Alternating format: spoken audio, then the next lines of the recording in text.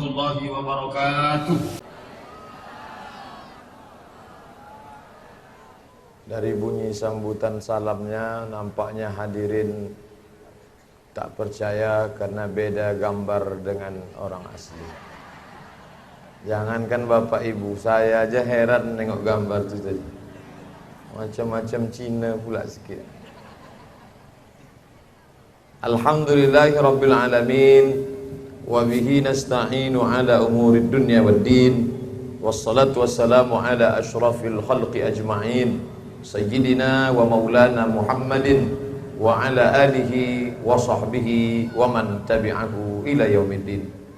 Rabbi syrah li sadri wa yassir li amri wa hlul 'uqdatam min lisani yafqahu qawli.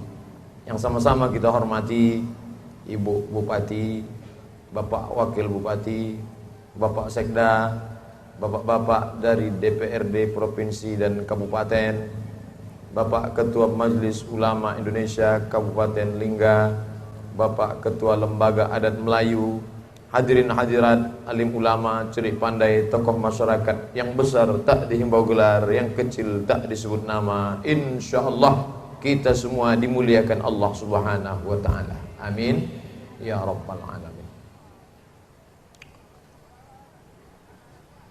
Kabupaten Lingga, Bunda Tanah Melayu.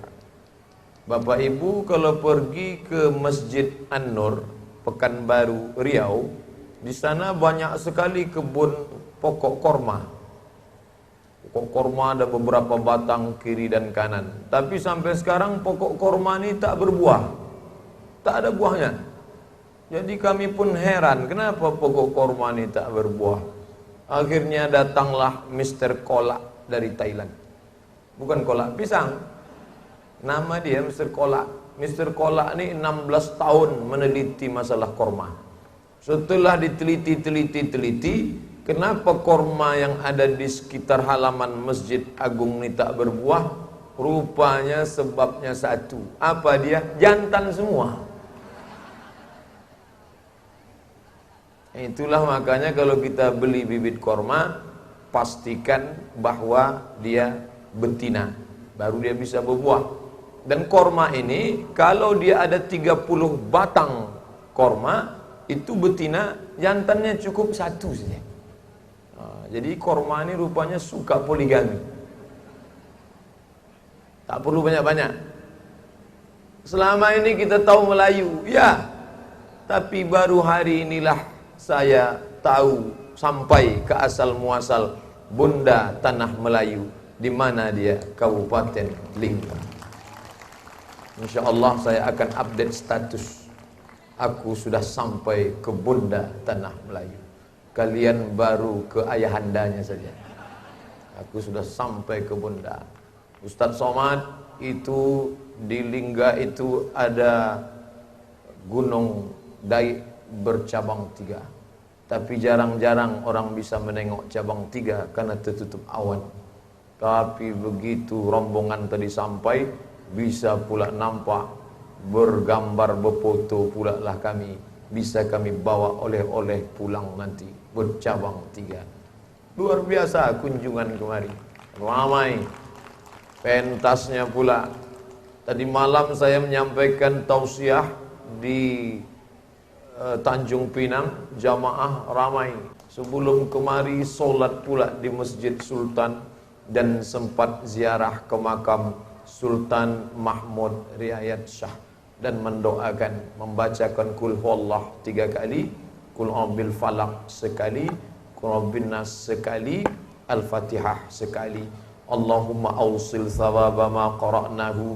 Ya Allah, sampaikan pahala bacaan Qul huwallahku ini kepada almarhum Sultan Mahmud Riayat Shah wa ala jami'il muslimin wal muslimat wal mu'minin wal mu'minat. Kami pun setelah itu langsung ke kediaman Bapak Bupati, disambut oleh Ibu Bupati. Setelah itu barulah makan. Setelah makan, inilah payahnya kalau sudah makan ini. Bak kata pepatah Melayu, kalau tegang urat perut, kendur pula urat mata. Bapak Ibu yang dimuliakan Allah Subhanahu wa taala. Silaturahim. Silatu menempelkan, silatu merekatkan, silatu merapatkan, silatu mendekatkan. Rahim, mohon maaf cakap datuk-datuk lembaga adat Melayu, kalau cakap saya ini tak sopan. Rahim, kantong tempat anak janin dalam perut perempuan, itu rahim. Jadi kalau disebut apa acara tadi di halaman kantor Bupati Lingga, silatu rahim. Silatu menempelkan, rahim artinya kantong janin. Tak masuk akal acara ini. Acara menyatukan kantong janin, macam mana? Selama ini yang kita tahu, ada orang lahir perutnya menempel, itu dioperasi, dipisahkan. Ada, na'udzubillah, mohon maaf, lahir anaknya menempel, maka dipisahkan. Bukan yang terpisah ini disatukan. Lalu apa makna ucapan bahwa kita petang ini silaturahim? Silatu menempelkan, rahim tempat kantong janin, karena dulu kita berasal dari rahim perut yang sama. Mau orang Bugis, mau orang Batak, mau orang Jawa, mau orang Melayu, semuanya berasal dari satu rahim, yaitu rahim Hawa, istri Adam alaihissalam. Yang tidak berasal dari rahim Hawa cuman satu, Charles Darwin, karena dia katanya keturunan monyet. Adapun kita ini semuanya berasal dari rahim yang sama, yaitu rahim Hawa, istri Adam alaihissalam. Satu rahimnya, tapi kemudian anak pinak, lahir cucu cicit. Saya masuk ke rahim emak saya, bapak masuk ke rahim ibu bapak, ibu-ibu masuk ke rahim ibu-ibunya, ibu-ibu sekalian. Maka kita pun terpisah ke dalam perut rahim bermacam ragam. Saya tak pernah minta, tak pernah request, tak pernah malaikat datang bawa secari kertas, Abdul Somad mau minta masuk ke perut siapa? A. Arab, B. Batak, C. Cina. Ditakdirkan Allah masuk saya ke perut orang Melayu, maka saya pun menjadi Abdul Somad orang Melayu. Ada yang ditakdirkan masuk ke dalam perut orang Batak, Tapanuli Utara, tapi akhirnya jadi ustadz masuk Islam. Itulah dia ustadz yang namanya bisa dibaca dari kiri, bisa dibaca dari kanan. Siapa dia? Ustadz Nababan. Ada yang masuk ke dalam perut orang Sulawesi Utara, akhirnya mencari hidayah, dapat gelar doktor dalam agama Kristen. Setelah belajar, mendapat jabatan rektor di sekolah tinggi agama Kristen. Belajar, mencari hidayah, dikasih Allah hidayah, masuk Islam. Itulah dia namanya Ustadz Yahya Waloni. Ada pula yang ditakdirkan Allah masuk ke dalam perut orang Cina. Matanya sipit, kulitnya putih, ganteng, kuliah di IPB, Institut Pertanian Bogor, mencari hidayah, berdebat 9 jam. Akhirnya Allah berikan dia hidayah, masuk Islam. Itulah dia jadi ustadz, namanya Ustadz Felix Siau. Ini semua perut bermacam ragam. Dan kita tak boleh menghina orang karena sukunya. Tak boleh kita hina dia, hei Cina, karena dia tak pernah minta jadi itu. Hei Batak, tak boleh. Kenapa? Karena semua ini adalah anak cucu cicit keturunan Adam alaihissalam. Kullukum min Adam, semua kalian dari Adam. Wa Adam min turab, Adam dari tanah. Dari tanah balik menjadi tanah. Dari dalam tanah naik ke atas tanah, kulit warna tanah, dicium bau tanah, menjadi santapan cacing tanah. Apa yang mau disombongkan? Dari dalam tanah naik ke atas tanah, ceramah, mati, masuk ke dalam tanah. Oleh sebab itu, kenapa saya disambut di rumah, di kantor, sempat pula singgah bersalam-salaman, tak lain tak bukan adalah menyambung tali silaturahim. Man ahabba ayyubsata lahu fi rizqihi, siapa yang mau dilapangkan rezekinya, wa yunsa'alahu fi asarihi, dipanjangkan umurnya. Siapa mau murah rezeki, siapa mau panjang umur, kuncinya kata Nabi satu, falyasil rahimahu, hendaklah menyambung tali silaturahim. Saya dengan Pak Hanafi itu tak ada hubungan. Tak ada hubungan suku, tak ada hubungan. Lalu hubungan kami apa? Sama-sama muslim. Maka hubungan sesama muslim namanya ukhuwah islamiyah, sama-sama Islam. Agama dia beda Pak Ustaz. Dia Hindu, dia Konghucu, dia Kristen. Apakah dia saudara saya? Ya. Saudara apa namanya? Ukhuwah insaniyah. Sama-sama insan, sama-sama manusia. Islam ini bukan hanya diajarkan seagama, tapi juga beda agama. Tapi ada benang merah, garis pemisah, ada batasan. Jangan mentang-mentang sudah dikatakan boleh bergaul, boleh berkawan, lalu kemudian ikut melewati batasan. Jangan. Sekantor, tak apa-apa. Bertetangga dekat rumah, tidak masalah. Tapi kalau sudah ikut ritual ibadah, jangan. Wala ana abidum ma'abattum wala antum abiduna ma'abud lakum dinukum waliyadin. Jadi jangan nanti orang cap gome ikut, gong si pak cai ikut, jingebel ikut. Ada batasannya. Batasan itu biasanya disebut dengan apa? Garis merah. Di garis merah itu tak boleh duduk. Mana dia? Ini garis merah. Ini laki-laki, ini perempuan. Ada batasan. Tak boleh dilampau. La ta'tadu. Man tashabbaha biqaumin, siapa yang ikut-ikutan tradisi suatu kaum, maka dia akan bangkit nanti di akhirat bersama kaum tersebut. Jadi jangan heran nanti kalau bangkit dari kubur. Orang bangkit dari kubur sama jamaah. Dari mana engkau? Aku dari Kabupaten Lingga. Bangkit bersama siapa? Bersama para sultan dan alim ulama. Tapi ada orang yang ketika bangkit dari kubur, tengok sebelah kanan Chow Yun Fat, tengok sebelah kiri Jet Li, tengok muka Jackie Chan. Kenapa aku bangkit sama mereka ya Allah? Karena kau selalu ikut cap gomeh gongsi pacai. Jadi ada batasan. Tapi jangan katakan Islam itu ekstrim. Itu Ustaz Somad tuh jangan diundang lagi. Saya sudah tengok video dia di YouTube. Itu Ustaz ekstrim itu, keras. Saya tidak keras. Saya Ustaz yang lembut dan manis. Bukan ekstrim Ustaz Somad itu, es krim. Itu yang betul. Bapak Ibu yang dimuliakan Allah Subhanahu wa taala, kalau sudah bersama begini, kenapa mikrofon ini bisa dipegang Ustaz?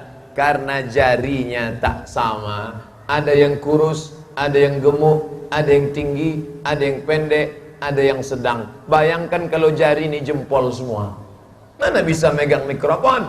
Tapi ketika dengan keberaneka ragaman kita ini, maka kita bisa bekerja sama. Ada Pak Bupati, ada Pak Wakil Bupati, ada anggota DPRD, ada dari LAM, ada alim ulama, ada ibu-ibu, ada cilik pandai, ada anak muda, beraneka ragam. Barulah kita bisa bekerja sama dan sama-sama bekerja. 5 elemen masyarakat. Siapa ini telunjuk? Telunjuk ini pejabat. Pejabat ini menunjuk aja dia. Bangun sana, resmikan ini, tegakkan tiang ini. Pejabat ini pakai telunjuk selesai. Kalau ada pejabat menunjuk jalan berlobang aspal, kata dia, insya Allah besok hilang lubang.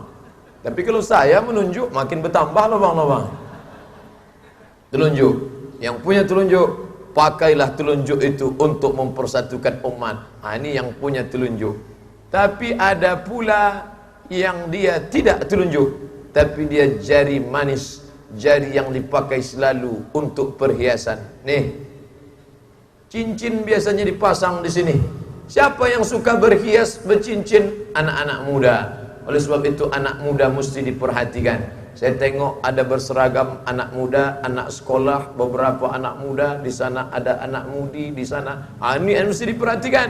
Anak muda kita sekarang dirusak oleh narkoba, dirusak oleh zina, dirusak oleh seks bebas. penangkalan anak muda dari narkoba bukan cuma tanggung jawab bapak-bapak polisi dari BNN, Badan Narkotika Nasional. Ini tanggung jawab kita bersama. Ada pejabat, ada anak muda, tapi ada orang yang di tengah. Siapa yang di tengah ini? Alim ulama.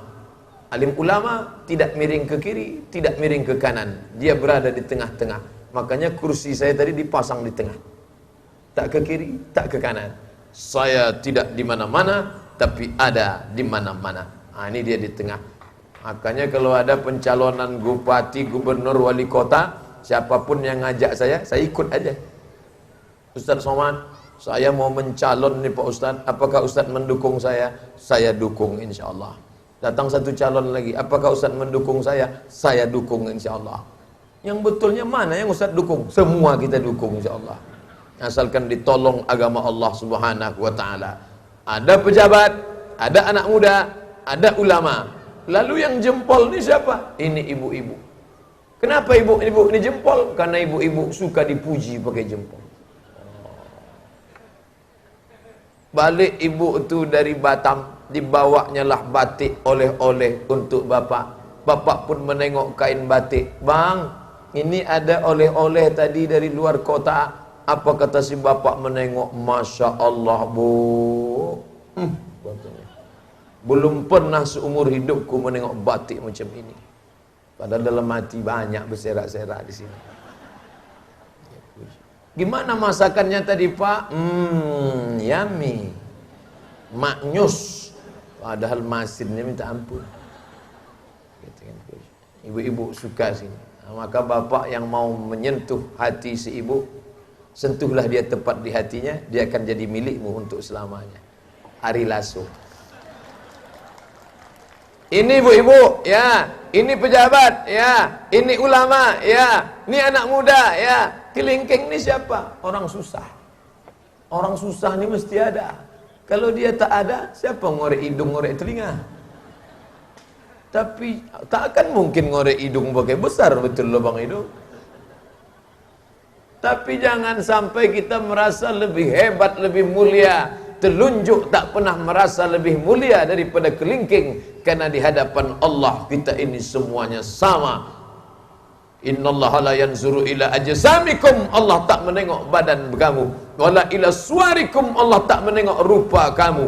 Walakin yanzuru ila qulubikum. Yang ditengok Allah adalah hati kamu. Walaupun kau telunjuk, kalau hatimu kotor, hitam, tak ada gunanya. Walaupun kau kelingking, tapi hatimu bersih, kau lebih dulu masuk surga daripada ulama.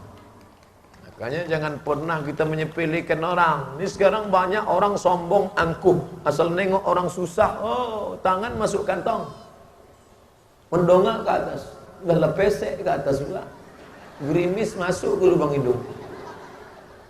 Saya dari tadi saya perhatikan, dari mulai sampai, dari mulai Pak Sekda, dari mulai Pak Wakil, dari mulai Pak Kabak Kesra, dari mulai Pak Anggota DPR, belum ada saya jumpa orang masukkan tangan ke kantong di Pulau Linggan.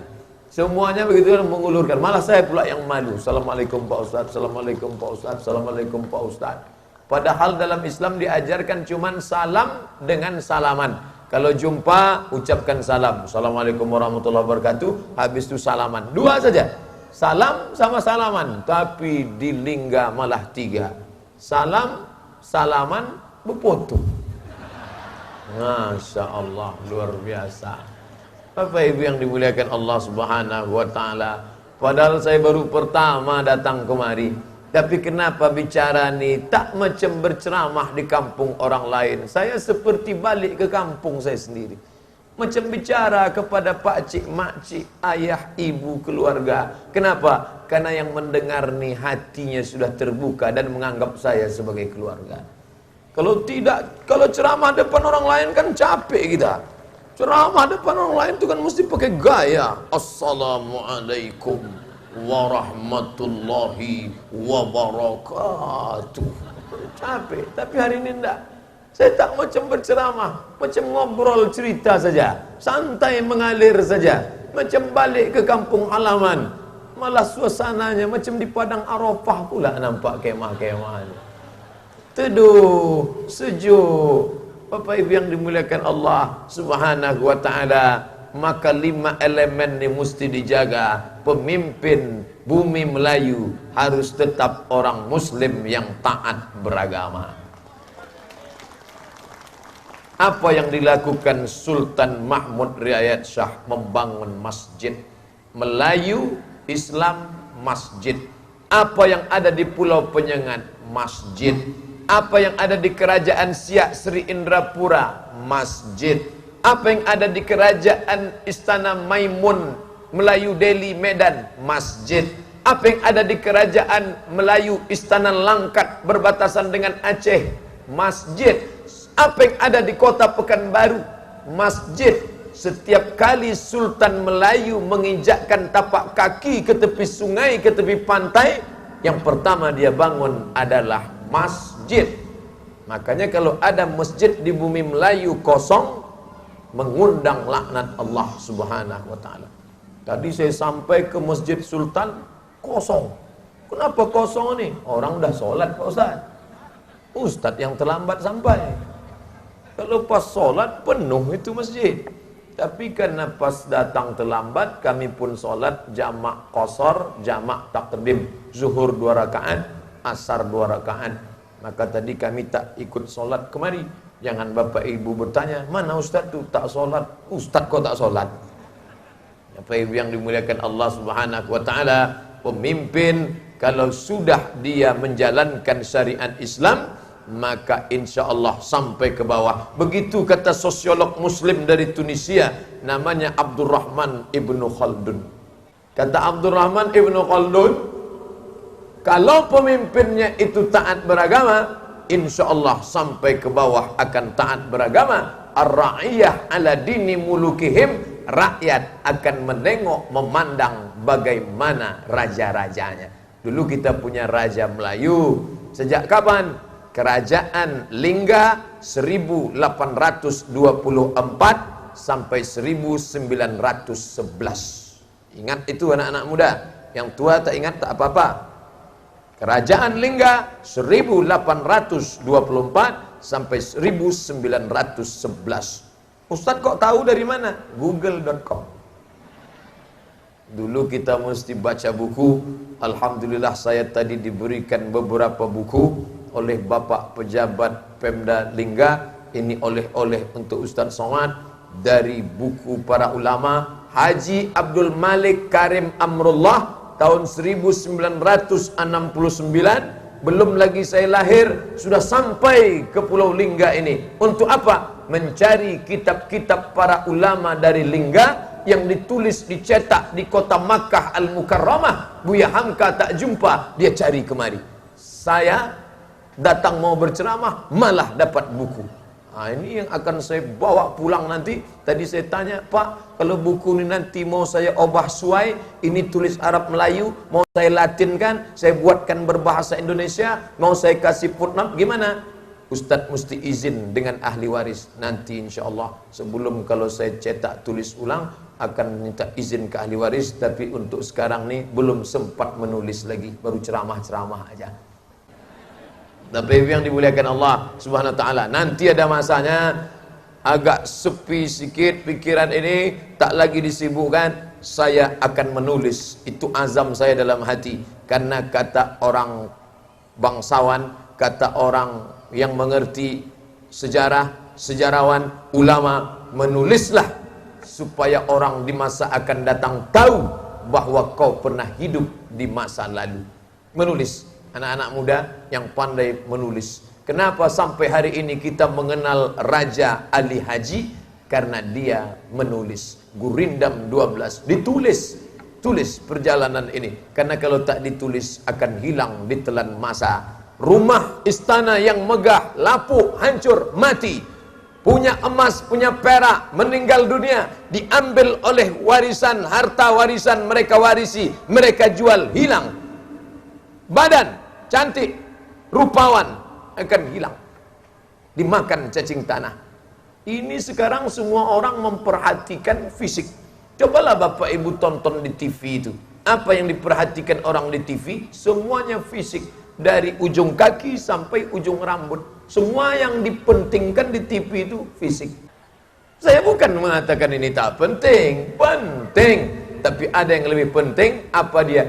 Tulis bagaimana sejarah dari kerajaan Lingga sampai berubah menjadi kecamatan, lalu berubah menjadi Kabupaten Lingga beserta istananya, raja-rajanya. Kalau umur saya panjang, saya ikut menulis. Tapi kalau tidak, ini sudah saya sampaikan.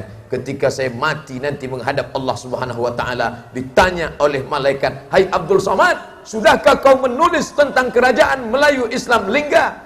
Aku memang tak pernah menulis ya Allah, tapi udah ku ceramahkan. Entah mereka nulis atau tidak, wallahu a'lam.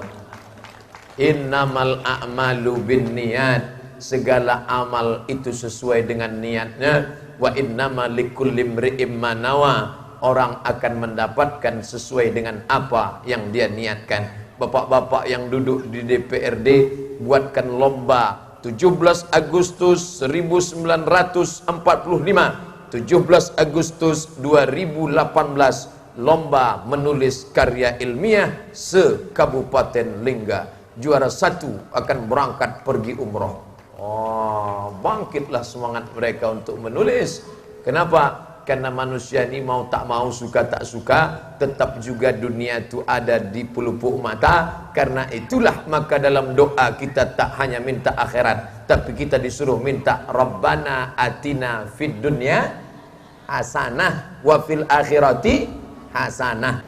Itulah pentingnya kita berdoa ini, tahu apa yang kita baca, mengaji. Bukan doa itu dihafal saja. Tapi orang yang berdoa tak tahu artinya nggak dapat pahala, Pak Ustadz. Dapat, Allah Maha tahu, tapi paling tidak dipahami secara global. Jadi saya tak senang, tak suka kalau ada orang setelah mengaji mau meninggalkan dunia.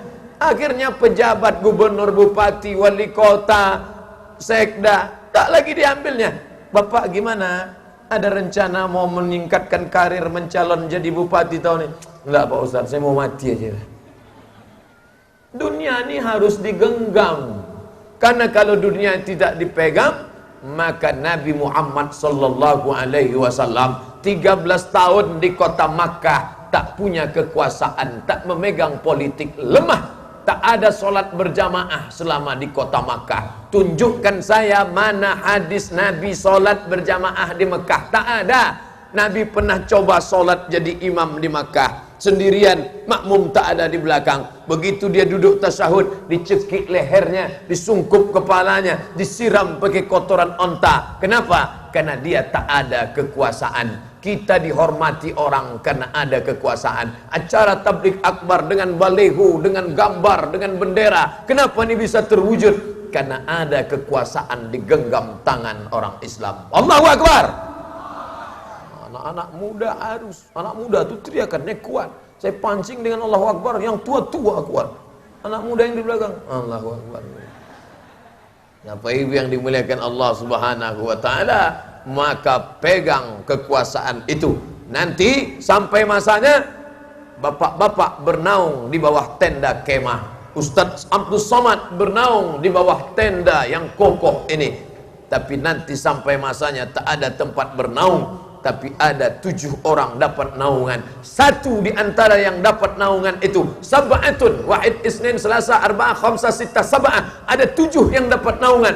Siapa yang dapat naungan itu? Yang pertama, al-imamul adil, pemimpin, politikus, tapi dia tetap adil, menegakkan syariat agama Allah, menolong agama Allah di tengah masyarakat. Anak-anak Bapak Ibu yang sekarang jadi ketua OSIS, yang sekarang jadi ketua senat, yang sekarang jadi ketua kelas, ada bakat-bakat politiknya, masukkan dia ke Visipol, Fakultas Ilmu Sosial, Ilmu Politik, Administrasi Pemerintahan, masukkan dia Fakultas Hukum. Dia insya Allah akan menolong agama. Kita mati dimakan cacing tanah, dia tetap akan berjalan di atas Kepulauan Riau, di atas tanah Indonesia.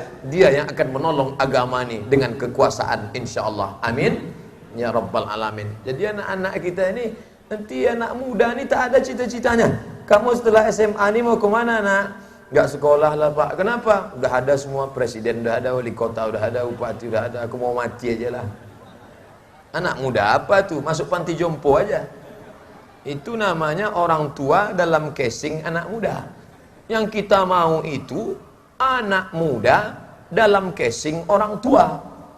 Casingnya boleh 71, tapi signalnya tetap 17. Dalam masalah apa? Dalam menolong agama Allah. Bukan matanya aja yang cas menengok anak gadis orang.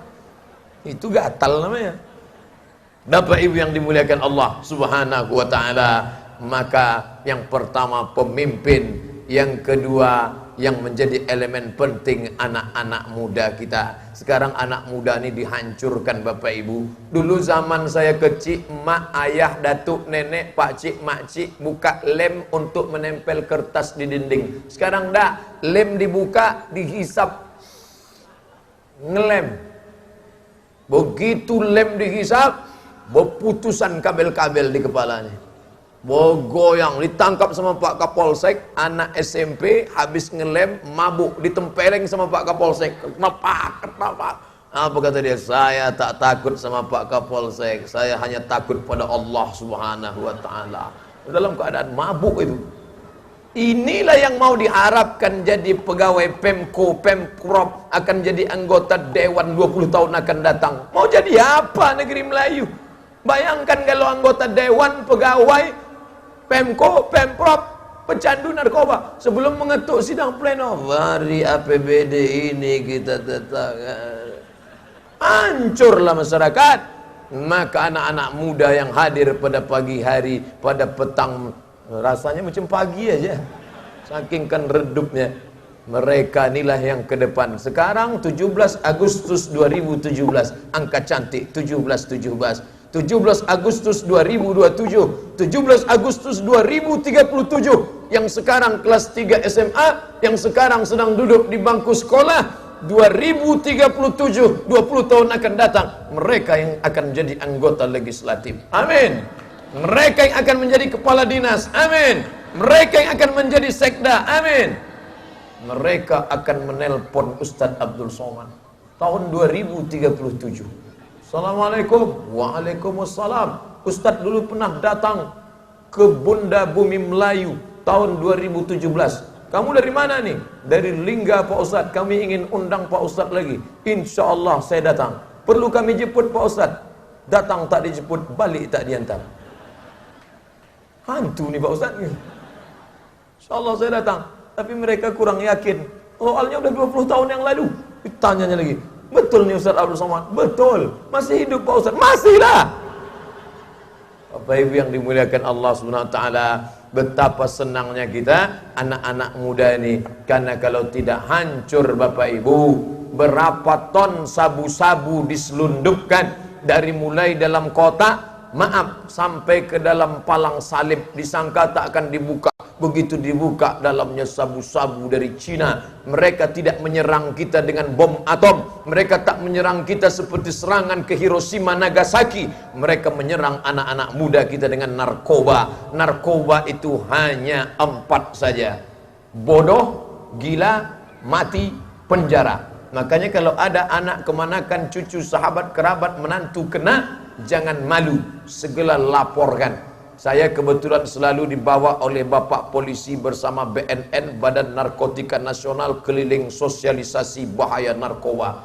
Ustadz, dokter, BNN. Ustadz, dokter, BNN. Yang pertama, BNN.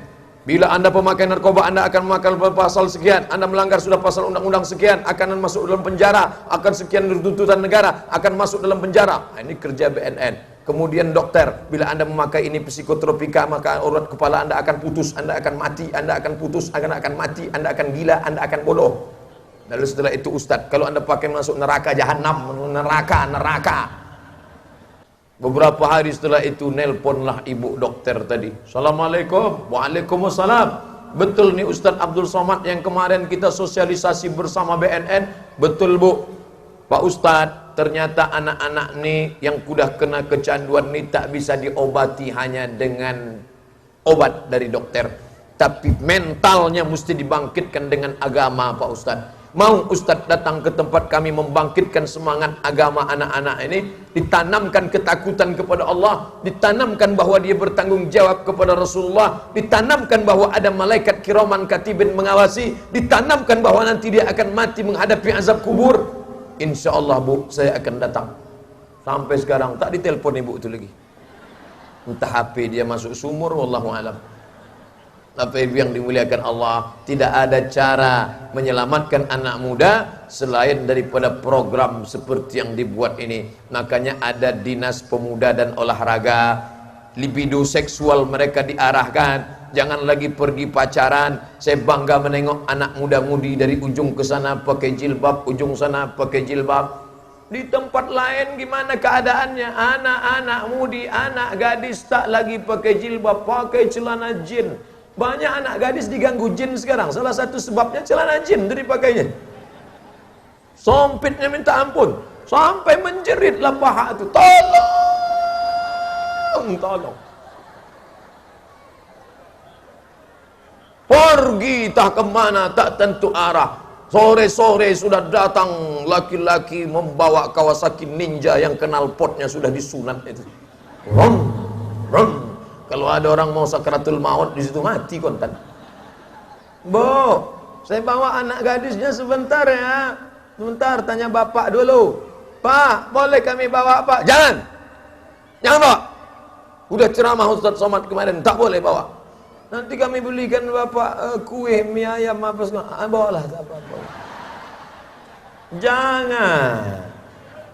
Ingat, kejahatan terjadi bukan hanya karena ada niat dari pelakunya, tapi juga karena ada kesempatan. Waspadalah. Terjadi apa yang terjadi, malu lidah mencakapkannya di depan alim ulama cerdik pandai tokoh Melayu, tapi mesti disebutkan juga. Apa boleh buat? Hamil di luar nikah, mau dibiarkan makin membesar, mau tak malu dinikahkan dalam keadaan hamil 2 bulan, 3 bulan, 4 bulan. Tak terhitung berapa SMS WhatsApp yang masuk ke nomor HP Abdul Somad. Ustaz, apa hukum perempuan hamil nikah Pak Ustaz? Perempuan hamil dinikahkan, nikahnya sah, tak perlu diulang. Yang jadi masalah setelah anak lahir muncul 4 masalah. Yang pertama, anak itu kalau lahir tak boleh pakai bin dan binti bapaknya. Lalu mau pakai bin apa? Tak mungkin bin Aqua, tak mungkin bin Kardus. Nanti mau mengurus surat akte kelahiran di Disduk Capil, Dinas Pendudukan dan Catatan Sipil. Tanya, nama bapaknya siapa? Siapa ya? 2. Kalau anak itu lahir laki-laki, setelah itu lahir adiknya perempuan, sampai masa menikah, nanti si abang tak bisa menjadi wali bagi adik-adiknya, karena mereka tidak dianggap saudara seayah, karena mereka tak ada hubungan mahram dan nasab. Mereka saudara seemak, saudara seibu, saudara seemak, tak bisa jadi wali. 3. Kalau si bapak mati meninggal dunia, si anak tak dapat harta warisan. Kenapa? Karena mereka tak ada hubungan nasab. Yang 4, lahir anak itu perempuan, gadis dia dipinang orang, nanti mau nikah, si bapak tak bisa jadi walinya, karena mereka tak ada hubungan darah, mereka tak ada hubungan nasab. Walinya siapa? Walinya adalah wali hakim. 4 efek menikah disebabkan hamil. Oleh sebab itu jangan terjadi. Kalau sudah terjadi bagaimana Pak Ustadz? Nasi sudah jadi tai ayam. Udah 4 efek, ibu masih juga cerita bubur ayam lagi. Kalau bubur masih bisa kita potongkan seledri, bawang goreng, ayam tabur. Ini tai ayam. Apa cerita? Oleh sebab itu jagalah. Engkau adikku, anakku yang perempuan-perempuan, kalian adalah timun, sedangkan yang laki-laki adalah durian. Durian berkawan dengan timun, maka tak pernah untung. Di atas bonyok, di bawah sobek, hancur berkeping. Tak paham saya Pak Ustaz, pahami aja lah sendiri. Tertulis di atas botol, ini mestinya ada segelnya nih. Apa tulisan di segelnya? Do not accept if seal is broken. Do not accept if seal is broken. Jangan terima botol kalau segelnya rusak. Sedangkan 5.000 perak tak boleh diterima kalau segelnya rusak. Apalagi anak gadis yang punya kehormatan dan kemuliaan. Jangan lagi kalian pacaran-pacaran. Jangan lagi pacaran-pacaran. Ini kadang orang tua nih tak mendidik. Bertamu saya ke rumah salah seorang. Tak lama sudah itu datang gurunya. Guru yang mestinya digugu dan ditiru, yang mengajarkan kebaikan, bertanya, ini kan malam minggu. Iya. Kamu kok di rumah aja? Iya bu, masa hari gini nggak punya pacar? La ilaha illallah Muhammad Rasulullah. Guru sudah menanamkan ke kepala anak muridnya, hari gini kok nggak punya pacar, berarti orang harus berpacaran, maka penyebab kerusakan. Alah, Ustaz Somad tuh pandai ceramah aja tuh. Ceramah di Lingga berani dia nyebut pacaran. Jangan, dulu waktu kuliahnya memang dia tak punya pacar. Saya kasih tahu Bapak Ibu, saya S1 di Mesir, Universitas Al-Azhar, jarak kampus laki-laki ke kampus perempuan 15 km. Bapak Ibu yang dimuliakan Allah, jadi kalau hari ini Bapak Ibu punya anak lajang, punya anak gadis, jagalah dia baik-baik. Kami ini Pak Ustadz, libido seksual ini sedang tinggi, gimana Pak Ustadz? Ini banyak tanah kosong buat mencangkul agak 2-3 hektar. Insya Allah keringat keluar, tumbang.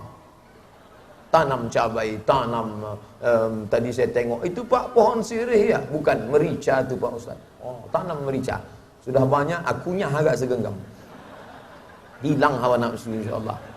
Bapak Ibu yang dimuliakan Allah Subhanahu wa taala, maka tak ada halangan. Anak-anak muda mesti kita jaga, jangan dirusak dengan free sex bebas, jangan dirusak dengan narkoba. Pemimpinnya Islami, anak mudanya selamat. Ustaz kok dari tadi ngomong anak muda aja? Orang tua kenapa tak disadarkan? Orang tua mesti memang sudah sadar. Kalau udah tua tak juga sadar, mati aja lah. Anak muda ini yang mesti kita selamatkan. Oleh sebab itu apa kata Presiden Soekarno? Berikan kepadaku anak-anak muda, maka akan aku goncang Indonesia. Anak muda ini menjadi topang ke depan. Pemimpinnya Islami, anak mudanya selamat, ulamanya, ada Ketua Majelis Ulama Indonesia. Dia seperti pohon rindang yang besar, batangnya tempat bersandar, daunnya tempat bernaung, akarnya tempat bersila, petatah petitih pantunnya, munajatnya. Dalam bidang adat Melayu kita ada lembaga adat Melayu. Dalam bidang agama kita ada MUI, Majelis Ulama Indonesia. Didudukkan mereka dalam setiap pengambilan keputusan. 3 berjalan bersama. Lalu kemudian ada pula di sana perempuan. Ibu-ibu jangan disepelekan, karena peran mereka luar biasa. Aliran-aliran sesat biasa masuknya lewat ibu-ibu. Kalau saya menceramahi bapak-bapak khotib Jumat, di situ ada 100 laki-laki yang mendengarkan khutbah itu hanya 50. Yang 50 lagi sedang naik ke Sidratul Muntaha. Berapi-api kita di atas. Usikum wa nafsi bitaqwallah. Dia baru terbangun waktu kita bilang barakallahu li wa lakum fil Qur'anil azim. Itu pun kata dia cepat betul khotib tadi. 100 orang yang menangkap cuma 50 orang, yang ingat sampai balik ke rumah tentang isi ceramah itu 25 orang, yang sanggup menyampaikan ke bininya 10 orang. Itulah cuman. Tapi kalau diceramahkan ke perempuan, 100 perempuan, disampaikannya ke suaminya menjadi 200, disampaikannya ke anaknya menjadi 300, disampaikannya ke menantunya menjadi 400. Perempuan itu luar biasa. Kenapa? Karena perempuan punya kekuasaan dalam rumah tangga. Suamiku, anakku, menantuku, begini kata Ustaz tadi. Bang, abang ikut ya? Iya, kalau tidak awas abang. Dia punya kekuasaan. Bapak Ibu yang dimuliakan Allah, maka beruntung betuah kalau ibu-ibu masih ada majelis pengajian. Ibu-ibu masih ada wirid Yasin? Hari apa, Bu? Hari Jumat sore ba'da asar biasanya ya. Alhamdulillah. Baca Yasin baik. Mana dalilnya baca Yasin baik? Man qara'a Yasin fi lailatin. Siapa yang baca Yasin pada suatu malam, asbaha maghfuran lah, waktu subuh dia sudah dapat ampunan Allah. Hadisnya sahih apa tak sahih? Isnaduhu jayyid, sanadnya jayyid. Kata Imam Abul Fida Ismail Ibnu Katsir dalam tafsir Al-Qur'anil Azim, dibaca malam dapat ampunan siang, dibaca siang dapat ampunan malam. Lanjutkan wirid Yasin, tapi makharijul hurufnya betulkan. Karena banyak juga pengalaman di tempat-tempat wirid Yasin, ibu-ibu baca Yasin ujung-ujungnya aja. Turja'un, fayakun. Ada pula tak berbunyi sama sekali. Namanya Yasin lip sync. Bacalah, panggil Ustadz Qori kita yang membaca Al-Quran dengan suaranya tadi. Ada bayati, ada soba, ada sika, ada nahawan, ada jaharka, makharijul hurufnya tepat, ada iqlab, ada gunnah, ada qalqalah, ada bila gunnah, ada ikhfa, ada izhar. Maka panggil dia, Pak Ustadz, bisa kami undang ke masjid kami ba'da asar hari Jumat nanti? Bapak ibu, ibu-ibu, nanti kita baca Yasin. Nah, baca Yasin, ibu 2 ayat. Silakan Bu, 2 ayat. Bismillahirrahmanirrahim. Yasin wal Qur'anil Hakim. Ah, ibu sambung Bu. Innaka laminal mursalin ala siratim mustaqim. Ah, ibu sambung Bu. Kalau dia begitu jangan dipaksa. Kita maklum aja lah. Dia udah mau datang, udah alhamdulillah tuh. Jangan dipaksa.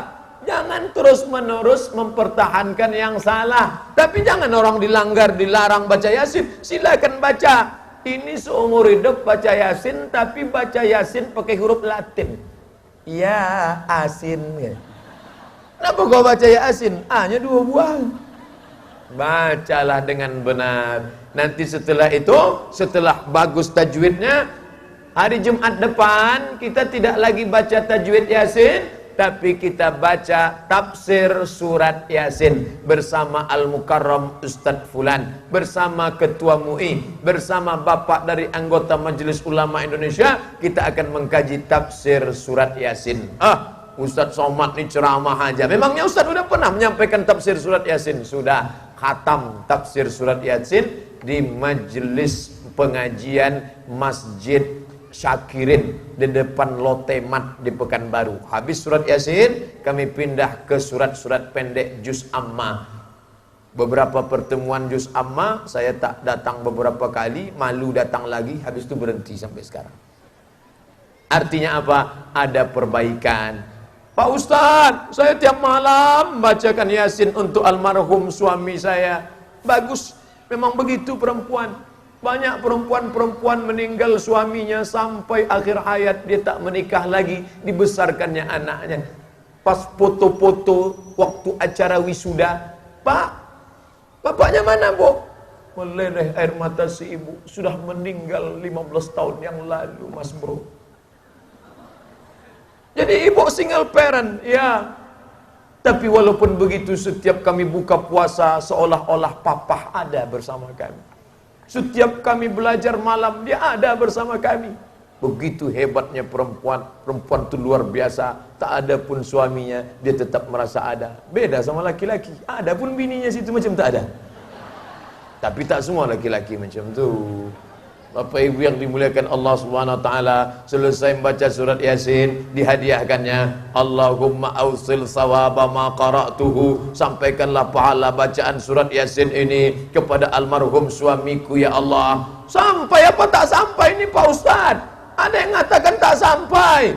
Kata Sayyidina Abdullah bin Umar bin Khattab, nanti kalau aku mati meninggal dunia, bacakanlah Al-Quran di atas makamku, pangkal Al-Baqarah 5 ayat sampai wa ulaika humul muflihun pada bagian kepala, bacakan ujung Al-Baqarah 3 ayat lillahi ma fis samawati pada bagian kaki. Begitu diriwayatkan Imam Al-Baihaqi dalam kitab As-Sunan Al-Kubra. Status hadisnya isnaduhu jayyid, bisa diamalkan. Itu menunjukkan pahala bacaan Quran sampai untuk orang mati. Dalilnya sudah saya bacakan. Kalau ada orang mengatakan tak sampai, bertahan dia mengatakan, menurut saya tak sampai Pak Ustaz.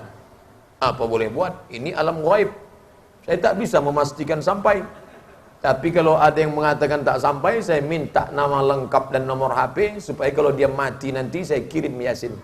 Kalau tak sampai, cepat-cepat kasih kabar.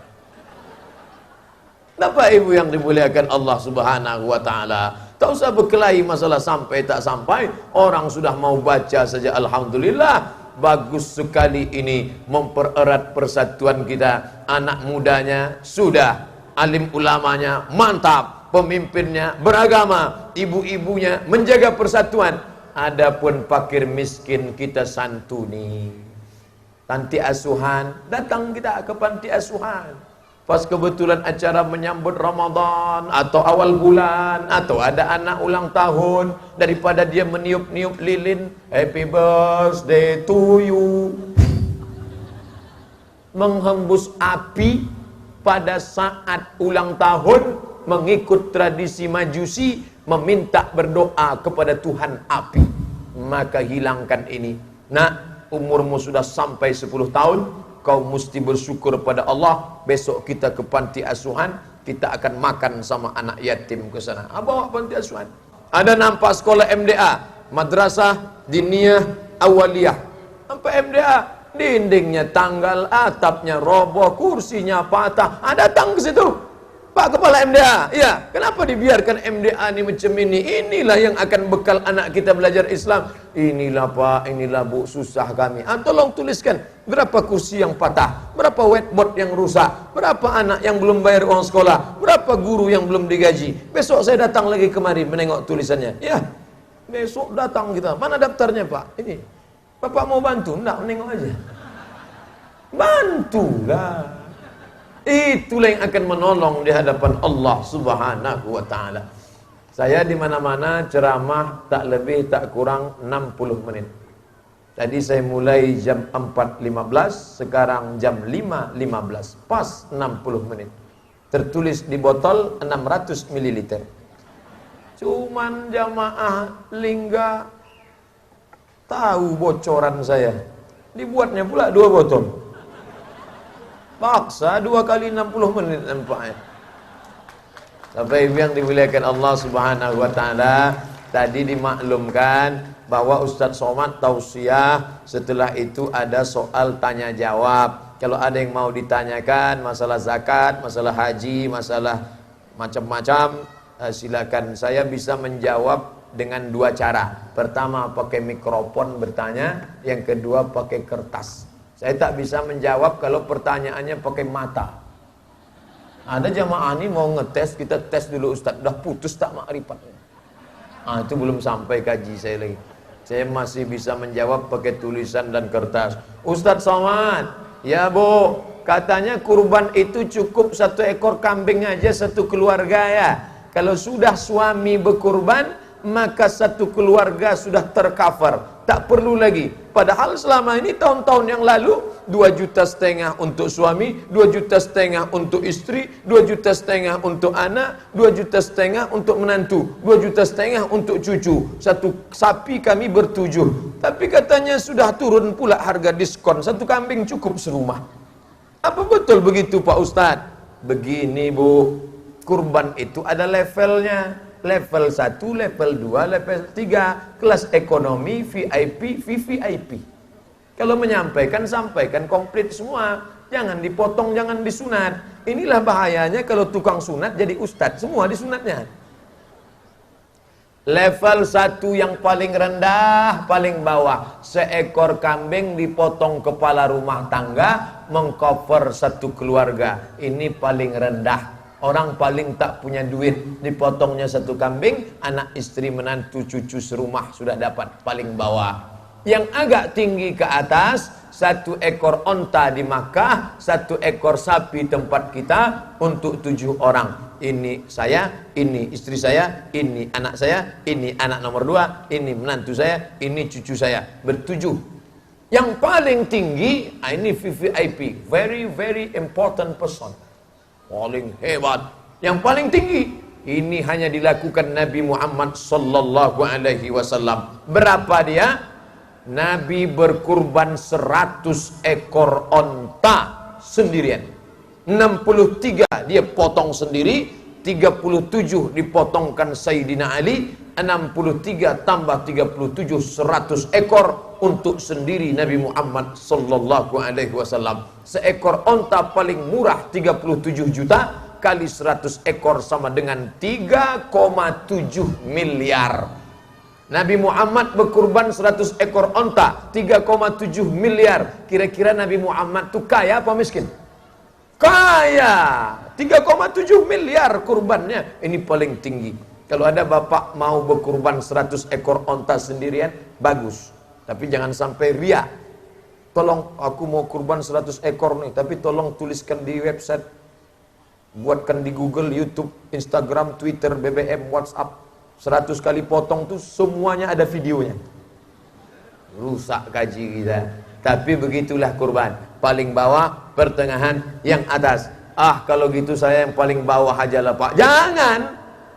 Ketika kendaraan mau yang paling mahal, ketika rumah mau yang paling besar 2 tingkat, ketika kekuasaan mau yang paling tinggi, kenapa kurban pilih yang paling rendah? Berarti kita tak betul. Maka pilih yang paling atas. Nabi Muhammad itu miskin Pak Ustadz. Nabi Muhammad orang paling kaya, kurbannya 100 ekor onta, 3,7 miliar. Yang miskin itu siapa? Umat Muhammad. Kurbannya berapa? 1 ekor sapi dikeroyok ber-7. Kurus pula itu. Sudahlah kurus, waktu rapat sama panitia bolak-balik angkat tangan. Ada diskon enggak Pak? Bapak Ibu yang dimuliakan Allah SWT, makna daripada berkurban itu apa? Berbagi kepada fakir miskin, rumah, istri, anak. Jangan sampai daging ditumpuk sampai sakingkan rakus tamak ya. Bertumpuk daging sampai freezer itu seminggu tak bisa ditutup. Asal mau ditutup menyipak kaki kambing dari dalam. Kita makan aja lah sepotong 2 potong, sisanya bagikan ke fakir miskin. Saya sekarang punya program di-share di fanpage FB Ustaz Abdul Somad. Kirimkan ke nomor rekening berikut nomor sekian. Kami akan bawa kambingnya ke suku pedalaman. Dari Pekanbaru kami berangkat jam 9 malam, 10, 11, 12, 1, 2. Jam 2 malam kami sampai di sebuah daerah namanya Bali. Bali mana tuh Pak Ustaz? Bali Las. Dari situ kami naik lagi sampai ke kampung namanya Rantau Langsat. Tinggalkan mobil di Rantau Langsat, kami naik sampan. Sampan kecil hanya muat sampai paling banyak 5 orang. Dari situ kami masuk lagi ke pedalaman, 7 jam naik sampan. Barulah sampai ke tengah pedalaman rimba belantara. Sampai di dalam mau ngasih tahu orang rumah sudah sampai, begitu dibuka HP no signal. Macam balik ke zaman film Vietnam. Saya merasa Rambo di tengah. Oh gitulah keadaannya. Nanti kambing itu akan kami bawa nanti bagi sampan-sampan, akan dibagikan kepada fakir miskin. Maka inilah menolong. Kita juga tak mustahil ada di pulau-pulau yang terpencil. Kita yang sudah makan sudah terlalu banyak, potong agak 2-3 ekor, sisanya bagikan. Ada program sekarang namanya berkurban ke kampung desa terpencil, berbagi rasa sesama muslim. Tidak hanya sekedar simpati, tidak hanya sekedar kasihan nengok orang susah, tapi berbagi. Kalau daging itu enak lewat di tenggorokan kita, maka enak juga lewat di tenggorokan dia. Maka kita potongkan kambing. Kamu kenapa belum juga lagi berkurban? Saya Pak Ustadz tiap tahun mau kurban tapi tak jadi. Kenapa tak jadi? Karena saya belum diakikahkan orang tua saya. Maka saya pun tak berkurban. Kata sebagian jamaah, ini tak betul. Tak ada hubungan antara akikah sama kurban. Akikah saya itu tanggung jawab ayah saya terhadap diri saya. Adapun kurban saya itu tanggung jawab saya terhadap diri saya. Maka kalau 30 tahun yang lalu saya belum diakikahkan, ya tak apa-apa. Sekarang saya berkurban. Berapa ada duit? 2,5 juta. Kasih ke masjid. Ini untuk kurban saya Pak Panitia. Nah, setelah berkurban biasanya rezeki melimpah ruah, dikirimkan Allah rezeki dari berbagai macam tempat. Ada duit terkumpul, beli kambing, akikahkan diri sendiri. Boleh. Pak Ustadz, boleh saya akikahkan diri saya? Boleh. Bapak ibu yang belum akikah, menurut mazhab Syafi'i, kata Imam Nawawi, boleh mengakikahkan diri sendiri. Bapak ibu, balik dari sini, cari www.kambing.com. Silakan mengakikahkan diri sendiri. Tapi kalau sudah SMA, sudah 30-40 tahun, yang belum akikah, silakan potong kambing, akikah saja. Jangan pula minta ayun pakai marhaban. Udah 40 tahun minta bacakan barzanji. Marhaba ayyanun. Kita sangka yang diayun ni cucu, rupanya nenek bayun. Patah tiang ayunan. Kalau tiang ayunan patah tak apa, tulang belakang patah. Bapak ibu yang dimuliakan Allah Subhanahu wa taala, maka sebenarnya hikmah di balik itu semua adalah berbagi. Allahumma ati munfiqan khalafa. Ya Allah, orang yang suka berkurban, yang suka bersedekah, yang suka berinfak, kasih dia ganti ya Allah. Itu doa malaikat. Allahumma ya Allah, a'ti munfiqan khalafa, yang suka berkurban, yang suka berinfak, yang suka bersedekah, kasih dia ganti. Orang yang pelit, kedekut, bakhil, macam mana? Allah, ada juga malaikat dikirim Allah. Allahumma a'ti mumsikan talafa, yang tak mau bersedekah, yang tak mau berinfak, kasih dia kebinasaan ya Allah. Saya tak percaya ceramah Ustaz Somad. Ada tetangga saya sedekah tak pernah, berkurban tak pernah, tapi rezekinya lancar, rumahnya besar, mobilnya besar, bininya besar. Kata Pak Ustadz, binasa. Makna binasa bukan rumahnya hancur, makna binasa bukan mobilnya meletup, makna binasa bukan rezekinya tak lancar, tapi tak ada barokah dalam rezeki. Padahal yang kita minta ini, Allahumma inna nas'aluka salamatan fid din, selamat dalam agama, wa afiatan fil jasad, sehat badan, wa ziyadatan fil ilmi, bertambah ilmu. Yang keempat, wa barakatan, rezeki ada barokahnya. Pegawai biasa, tak tinggi-tinggi, gaji tak banyak, istri adem ayam tentram, anak bisa sekolah tahfiz Quran, bisa pula menabung pergi haji. Tapi ada orang rezekinya nampak melimpah ruah, disangka orang adalah rahmat, tapi ternyata laknat, tak bisa mendekatkan kepada Allah. Habis apa namanya? Duit hantu dimakan setan. Oleh sebab itu kita minta barakah. Makanya kalau ada orang punya anak, apa doanya? Barakallahu laka fil mauhub, semoga anakmu itu diberikan berkah. Kalau ada orang nikah, apa doanya? Barakallahu lakuma wa baraka alaikuma wa jama'a bainakuma, semoga Allah memberkahi kalian berdua wahai mempelai. Ketika ada kawan yang mendapat rezeki, apa doanya? Barakallahu laka fi malika wa baraka alaika fi ahlika, semoga Allah memberikan berkah pada hartamu, semoga Allah memberikan berkah pada keluargamu. Barokah, itulah yang kita minta. Mudah-mudahan kita semua yang ada di majelis ini punya anak, anaknya berkah, punya kekuasaan, kekuasaannya berkah. Semua yang hadir di majelis ini, keluar dari majelis ini dalam keadaan bersih dari dosa-dosanya insyaallah. Amin ya rabbal alamin. Bapak Ibu yang dimuliakan Allah, tidak ada yang paling menyenangkan dalam hidup yang singkat ini selain mati dalam keadaan Allahumma khtim lana bihusnil. Apa itu husnul khotimah itu Pak Ustaz? Saat kita mati mulut kita bergerak, lidah memendek.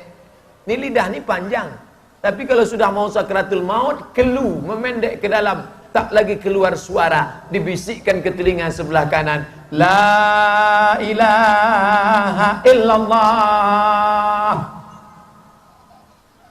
tak berbunyi lagi. Sampaikan itu ke istri. Yang baru nikah belum punya anak, sampaikan ke istri. Yang sudah nikah punya anak, sampaikan ke anak. Anakku, kalau kau nampak aku nanti menjelang sakratul maut, nampak kau napas ayahmu ni ngap-ngap bau mau dijemput malaikat maut, kau bisikkan ke telingaku sebelah kanan, nak, la ilaha illallah. Karena banyak anak-anak sekarang tak tahu, ayahnya terbaring di rumah sakit menjelang sakratul maut, bukan dia tahu membisikkan, ditengoknya ayahnya mau mati, diambilnya tustel, dipotonya. Ayahku meregang nyawa. Bagi yang kasihan, tolong like and share. Amin, amin, amin, amin. Udah kacau balau udah pendidikan. Yang baru-baru menikah, sampaikan ke istri, jangan cerita bulan madu saja, jangan cerita indahnya pernikahan saja. Istriku, kupilih engkau untuk menemani sisa-sisa hidupku sampai malaikat maut mencabut akhir hayatku. Apa kata istrinya? So sweet bang.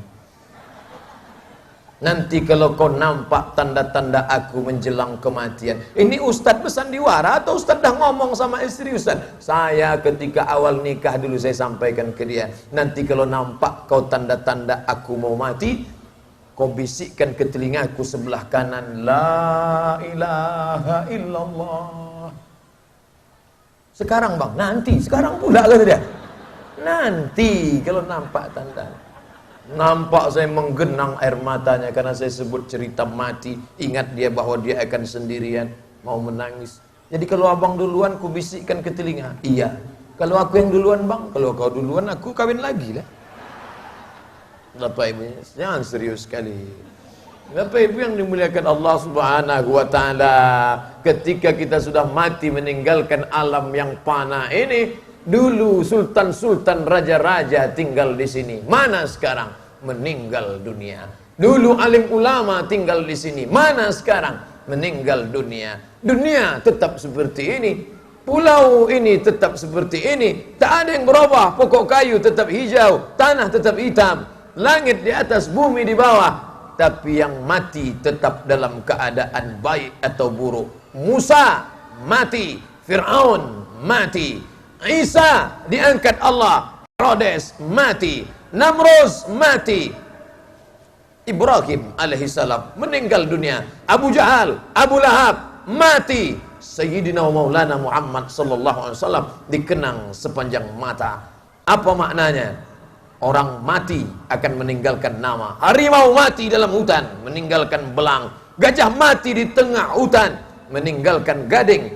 Manusia mati, meninggalkan nama yang baik atau nama yang buruk. Maka sultan-sultan Melayu membangun masjid supaya apa? Dikenang orang. Orang solat tahiyatul masjid, kami solat tadi di masjid. Tanah masjid siapa yang mewakafkan? Masjid yang cantik siapa yang membangun? Mimbar masjid yang unik, luar biasa uniknya. Selesai solat saya langsung foto tadi untuk mengenang. Mau saya tunjukkan, tengok mimbar masjid di Lingga luar biasa. Semua itu akan mengalir pahalanya ke makam mereka. Adapun yang pelit disimpanlah duit ini. Saking kan sempat simpannya bagus betul, dia pun lupa, tak tahu letaknya di mana. Sampai tak laku lagi duit itu baru dia. Asal ada duit belikan emas, pakai sumbang. Asal ada duit belikan emas, pakai anting. Asal ada duit belikan emas, pakai rantai. Asal ada duit belikan emas, pakai gelang. Asal ada duit belikan emas, pakai cincin. Cincin satu, cincin dua, cincin tiga. Sampai kalau ada orang bertanya, di mana acara tablik akbar nanti? Di sana. Asal pergi undangan dipakailah undangan. Tak semua orang punya ekonomi mapan macam kita. Banyak orang susah. Kasihan kita menengok dia susah. Asal nampaknya emas yang besar, sakitlah jantung dia menengok. Ai, kata dia. Asal nampaknya, oh, ibu ni pula asal pura-pura nengok jam berapa ya? Udah mau pulang ya? Rupanya mau menunjukkan gelang yang besar tadi. Apalagi pencuri perampok mengintai. Itu semua akan tinggal. Lalu yang kekal abadi mana? Yang pernah dibelikan ke sapi kurban, yang pernah diberikan pembangunan musola, yang pernah menyekolahkan anak yatim. Sapu kepala anak yatim. Kenapa kepala anak yatim disapu? Likulli sya'ratin, setiap helai rambutnya hasanat. Bukan hasanah, hasanah baik. Hasanat, kebaikan. Salaman, sapu. Salaman, sapu. Salaman, sapu. Kata Pak Ustaz, setiap helai rambut ada kebaikan. Makanya ibu tu kalau salaman, disapunya yang gondrong-gondrong aja. Ada satu yang gundul tak mau dia sapu. Kenapa tak ibu sapu? Tak ada pahalanya tu Pak Ustaz. Bukan itu maknanya.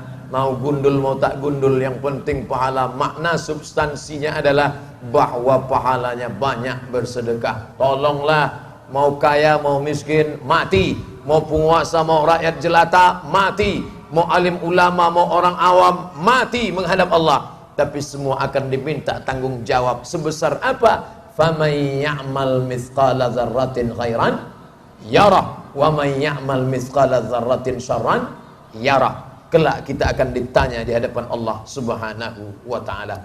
Itu yang dapat saya sampaikan kesempatan kali ini, lebih kurang 75 menit.